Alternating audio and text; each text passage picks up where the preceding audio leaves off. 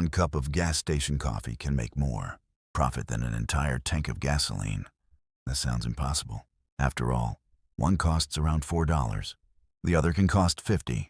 But once wholesale fuel prices, taxes, credit card fees, labor, and operating costs take their share, that cheap cup of coffee can earn the station owner more money than filling an entire car with fuel.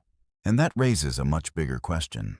If gasoline is not where the money is made, what exactly is a gas station really selling? Because despite serving millions of drivers every day, generating enormous revenue, and occupying some of the busiest intersections in the country, many gas stations survive on surprisingly small profit margins. Yet investors continue buying them. Oil companies continue building them. And some owners quietly build valuable businesses from transactions most customers barely notice. To understand why, we have to stop looking at the pumps and start looking at everything surrounding them. If someone asked you to describe a gas station, your answer would probably be simple: a place that sells gasoline. But that description is about as accurate as saying Amazon is a company that sells books. Technically true, completely misleading. Gasoline is the product you notice. It is not necessarily the product that makes the business work. In fact, if someone were designing the perfect retail business from scratch, they probably would not choose gasoline. It is expensive, heavy, flammable, highly regulated.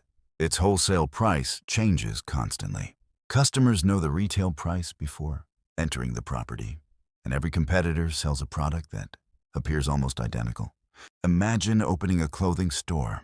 You can choose different brands, control the store experience, adjust your product mix, charge a premium for better quality, better service, or a stronger reputation. Now imagine owning a gas station. A driver sees your price from hundreds of feet away, then sees the station across the street, then the one beside the highway entrance. Within seconds, the customer has compared everyone without leaving the car. Few businesses operate in a market this transparent. Every competitor advertises its most important price 24 hours a day. Sometimes that number changes several times before lunch. This means the station's largest product is also one of its hardest products to earn money from. Before we look at how operators solve that problem, follow one fuel transaction. A customer pulls into a station. The driver fills an SUV. The pump stops at $52. The customer taps a credit card, gets back into the vehicle, and drives away. From the outside, it looks like the station has just earned $52. It has not even close. Long before that gasoline reached the vehicle, several other businesses had already been paid.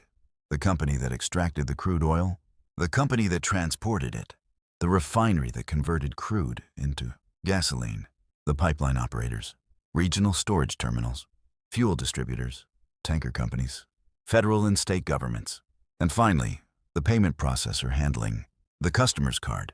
Each one takes a share before the station owner sees anything.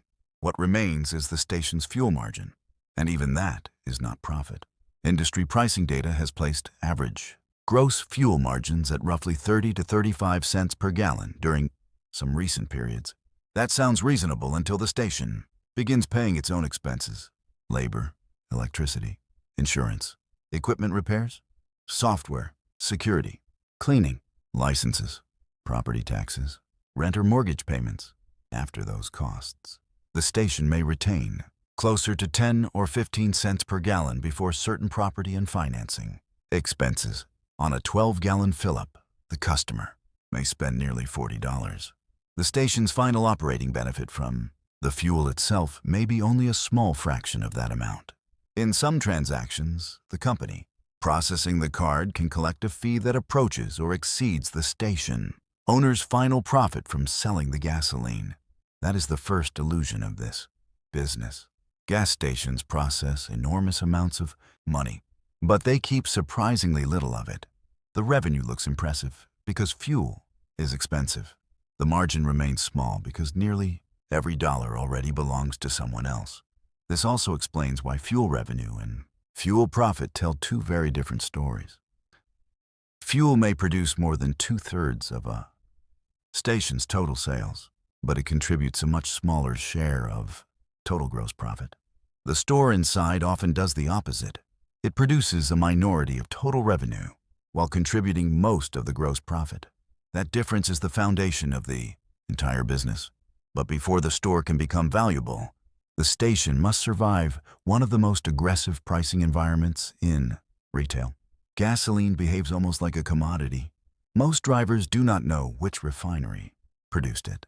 They do not know which terminal supplied it. They do not know which truck delivered it. They see the grade, the price, and the brand on the sign. For many customers, a difference of only a few cents is enough to change the decision. Imagine 3 stations located along the same road. One owner lowers the price by 4 cents per gallon to attract traffic. The station across the street notices almost immediately. If it keeps the higher price, it risks losing hundreds of price-sensitive drivers, so it lowers its price too. Then the 3rd station follows. By the end of the day, every owner earns less per gallon, but none has gained a permanent advantage. The number of drivers on the road has not increased. Operating costs have not fallen. The available margin has simply become smaller. This is why gas station owners watch neighboring price signs obsessively. They are not choosing prices in isolation. They are reacting to every competitor nearby. Sometimes retail prices change, even when nothing dramatic has happened in global oil markets. One station makes the first move. Everyone else responds. Economists have a name for this pattern: rockets and feathers. When wholesale prices rise, retail prices often shoot upward like a rocket.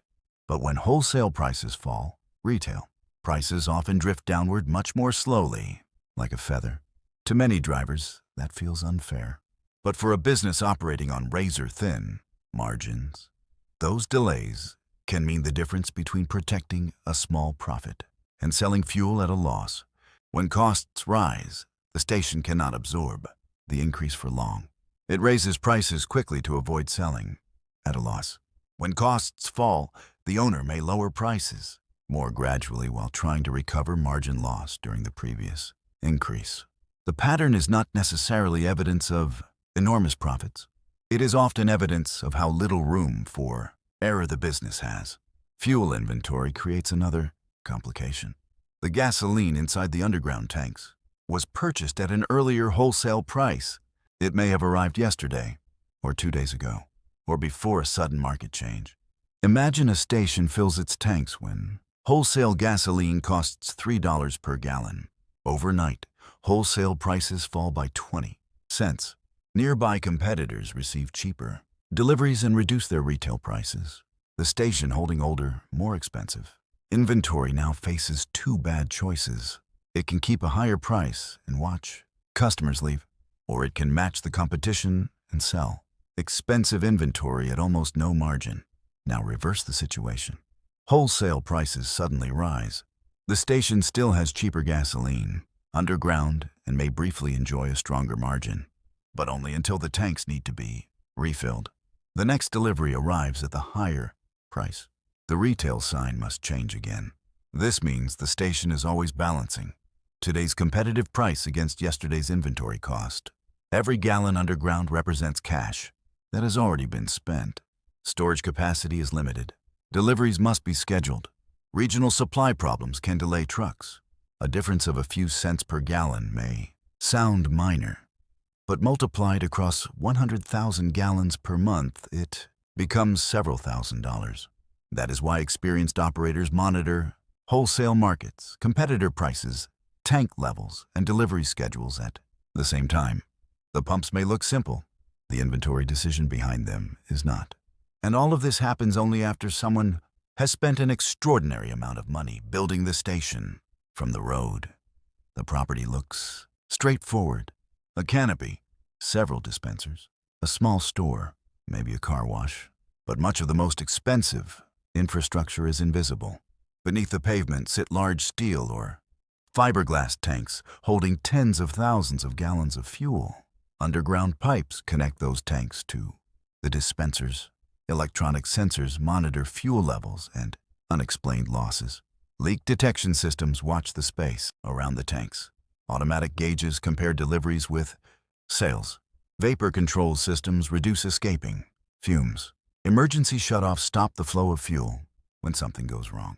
Every component must comply with technical and environmental rules. Every component requires inspection, and eventually, every component must be repaired or replaced. Above ground, the expenses continue. Bright canopy lighting remains on throughout the night. Security cameras watch the pumps and entrances. Payment terminals process thousands of transactions. Walk-in refrigerators, freezers, coffee. Machines, ovens, heating systems, air conditioning, point-of-sale computers, inventory software, fuel management systems, and internet connections operate for long hours or continuously. A station may appear quiet at 2 in the morning. Its utility meter is not. Then there is the land. In many cases, the location is more important than the building. Imagine one station positioned beside a highway exit. Drivers naturally slow down. They see the sign. The entrance is directly ahead. Leaving the road requires almost no effort. Now imagine another station only half a mile away, but on the opposite side of a divided highway. Reaching it requires crossing traffic, waiting at a light, and making an additional turn. Both stations may sell the same grades of fuel. Both may operate under recognizable brands, but one captures more traffic because access is easier. Drivers do not always choose the absolute lowest price. They also choose the least inconvenient. Stop. That makes accessibility a product of its own. A signalized corner gives drivers time to notice the property and make a decision. A highway ramp produces steady traffic from travelers. A location beside homes, offices, restaurants, or a large employer creates repeat customers. A physical median that blocks left turns can remove a large share of potential traffic. Professional investors therefore examine more than the number of vehicles passing the site. They study direction, speed, visibility, turn access, traffic signals, nearby competition, and the type of people moving through the area. A road may carry thousands of cars, but if most drivers cannot enter the station easily, that traffic has limited value. This explains why premium intersections can command extraordinary prices. Investors are not paying only for pumps or concrete. They are paying for future customer flow. Every vehicle passing the corner represents a possible transaction. And unlike an advertising campaign, the road continues delivering potential customers every day. But owning the station does not always mean owning the land. This is where the industry becomes even more complicated. Consider two operators running similar stations. The first owns the property, building, tanks, pumps, and store. The second leases the property and must buy fuel from a supplier chosen by the landlord. Both may serve the same number of customers. Both may display similar prices, but their economics are completely different. The first operator controls the real estate. Part of each month's cash flow may help pay down a property loan and build equity. The second operator pays rent regardless of how difficult the month has been. If fuel margins fall, the rent does not. If a refrigerator fails, the rent does not. If road construction reduces traffic, the rent does not. Branding creates another trade-off. An independent operator may buy fuel from different suppliers and search for a better wholesale price. But during a regional shortage, that operator may have less protection. A branded station benefits from customer recognition and may receive more reliable supply. In exchange, it may be locked into approved suppliers, specific operating standards, renovation requirements, and long contracts. One owner trades flexibility for stability. Another trades stability for more freedom. A third investor may not want to operate the station at all. That investor buys the land, signs a long-term lease with an operator, and collects rent. The operator manages employees, inventory, theft, customer complaints, repairs, fuel pricing, and daily risk. The property owner receives a contractual payment. Both may describe themselves as being in the gas station business, but one owns a demanding retail operation. The other owns income-producing real estate. This is why the question, how much does a gas station owner make, has no useful answer until another question is asked. What exactly does that person own? The land, the building, the tanks, the fuel contract, the store, or only the right to operate someone else's property? The ownership structure changes the risk, the profit, and the long-term value. And one of the greatest risks may not appear in the station's sales records at all. Imagine an investor buys a busy station that is operated for 30 years. The property looks healthy, the pumps work, the store produces steady sales, the environmental reports show no obvious emergency. The buyer obtains financing, completes the purchase, and begins operating. For the first year, everything appears normal. Then routine testing detects fuel compounds in the soil near one of the underground tanks. Additional tests follow. The contamination is not new. It may have begun years before the purchase. Perhaps an old pipe leaked slowly. Perhaps a previous tank was removed before modern records were required. Perhaps the release was too small to notice until it reached groundwater. The new owner did not cause the original problem. But the problem now sits beneath the new owner's property. The financial calculation changes immediately. Engineers must determine how far the contamination has traveled. Monitoring wells may need to be drilled.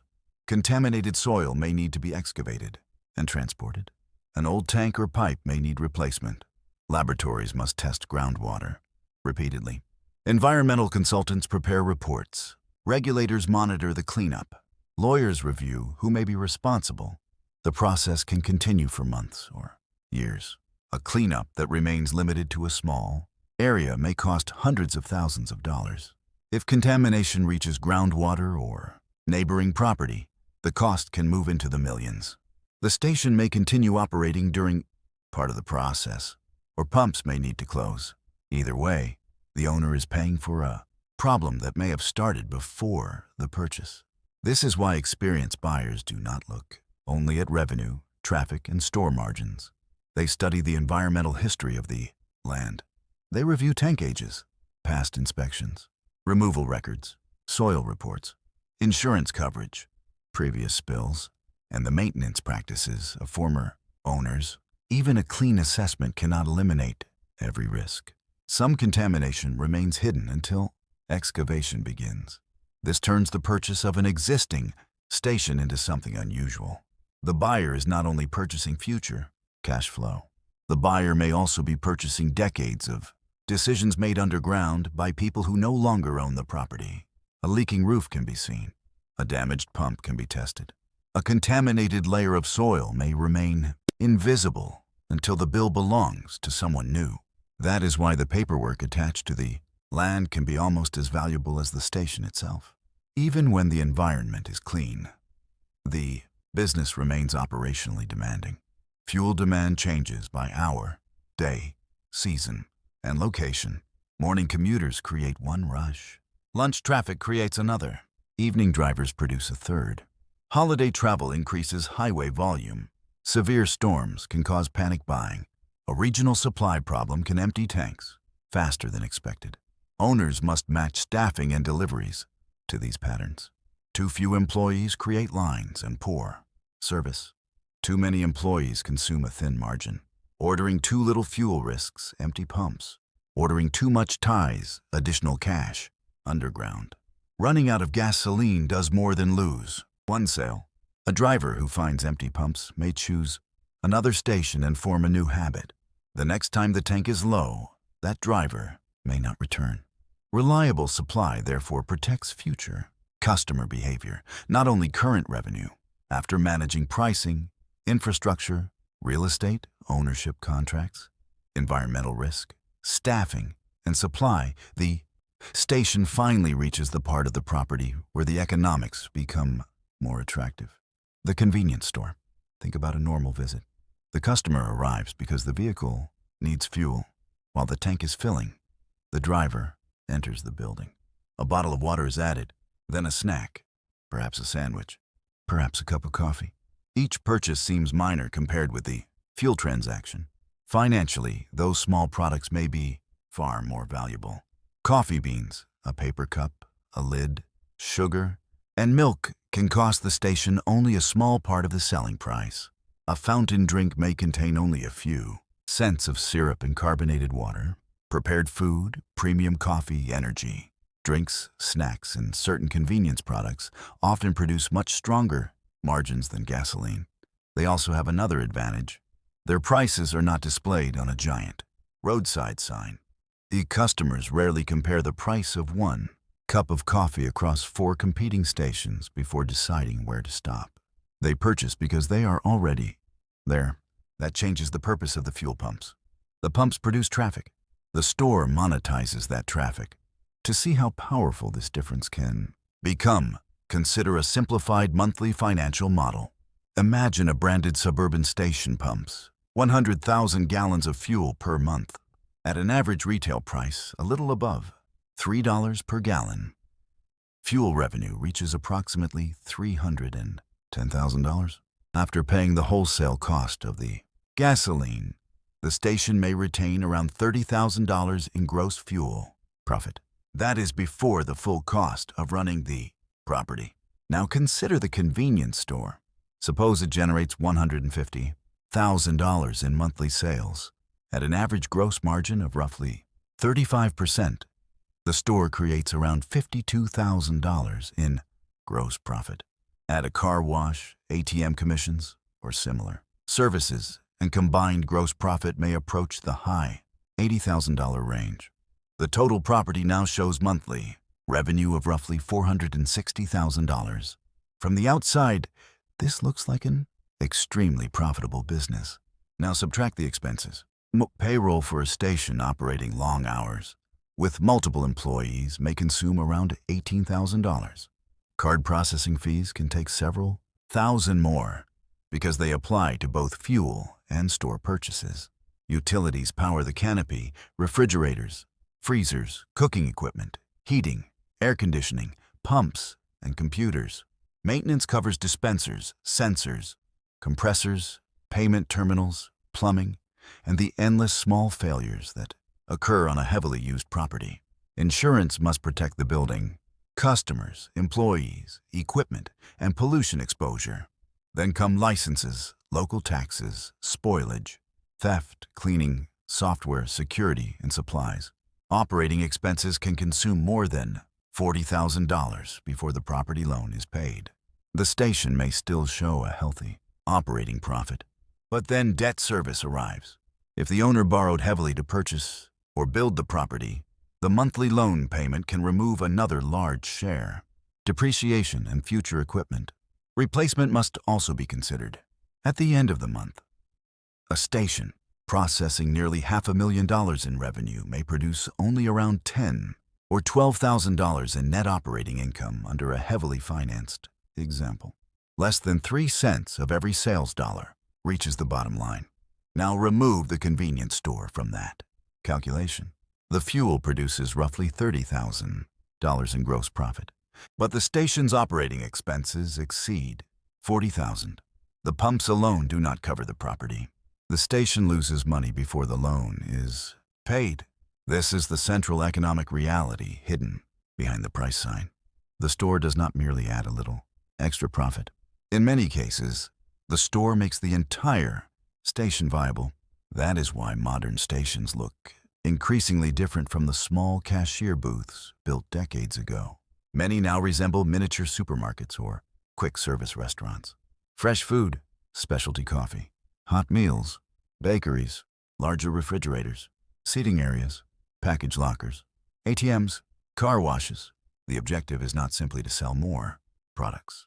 It is to increase the value of each customer visit. Imagine 100 drivers stop during a day. If every customer buys only fuel, the station earns one narrow type of margin. But if 20 also buy coffee, 15 purchase snacks, 10 order prepared food, and several use the car wash, the economics of the same traffic improved dramatically. No additional vehicle had to be attracted.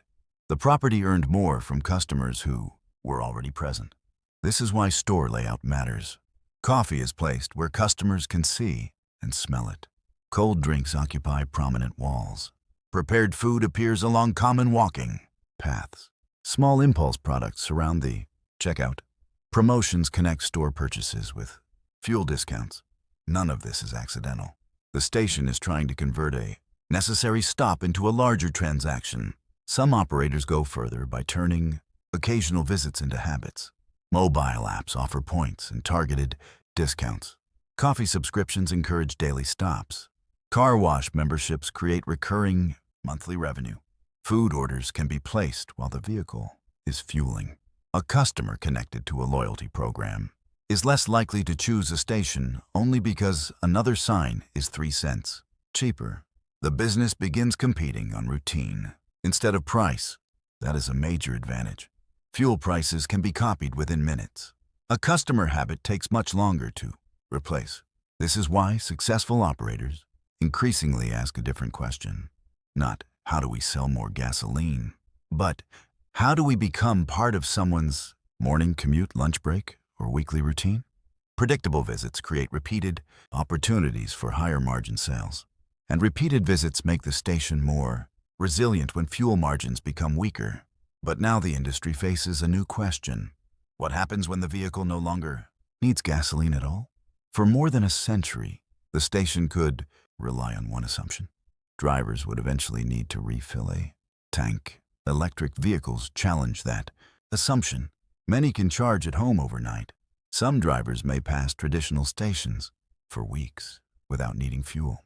More efficient gasoline vehicles also travel farther on every gallon. Hybrid vehicles reduce fuel consumption even further. At first, this appears to threaten the entire gas station model. If fuel creates the traffic, what happens when fewer vehicles need the pumps? The answer depends on what the station has actually become. A weak station that relies almost entirely on fuel volume is vulnerable. A property with a small store, poor food, difficult access, and no additional services has few reasons to attract an electric vehicle driver. But a strong convenience destination has more options. Fast chargers can bring drivers onto the property for 20 or 30 minutes instead of 5. That longer visit creates time for coffee, food, shopping, restrooms, and other services. The customer may spend less on energy than a gasoline driver spends on fuel, but the customer may spend far more time inside the store.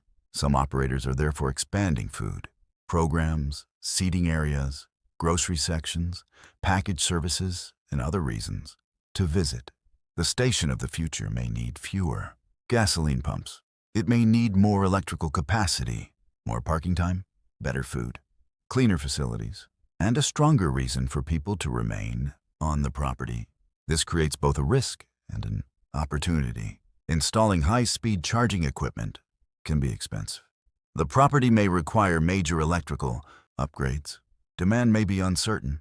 A charger that sits unused does not justify its cost.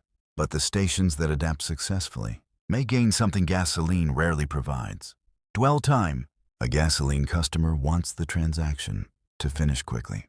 An electric vehicle customer may remain for half an hour. For a strong retailer, those extra minutes are valuable. The vehicle technology changes. The underlying objective does not. Bring the customer onto the property. Give the customer a reason to enter. Increase the value of the visit. Encourage the customer to return. This is why some of the largest fuel retailers continue investing heavily in stores rather than only adding more dispensers. Additional pumps increase fuel capacity. Better stores increase the value of every customer. Those are not the same thing. And this brings us back to the coffee cup. Why spend millions of dollars building tanks, pipes, canopies, dispensers, and environmental systems if the strongest margin may come from a drink costing only a few dollars? Because without the pumps, many customers would never arrive. Gasoline has historically created one of the most reliable streams of retail traffic in the economy. Drivers can postpone buying furniture. They can delay a holiday.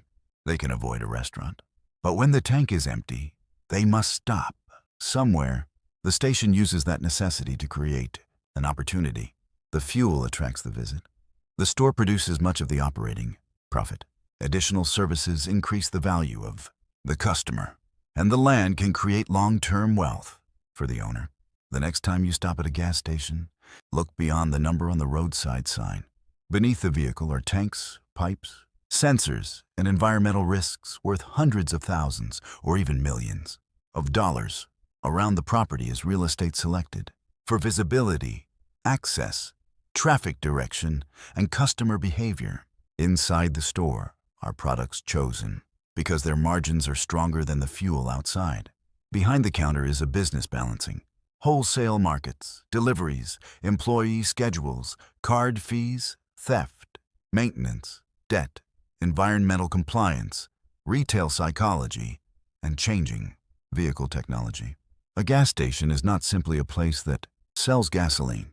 It is a traffic acquisition system connected to retail, food, services, logistics, energy infrastructure, and real estate. The gasoline is the reason most customers notice the property, but for the owner, the real business begins after the car stops.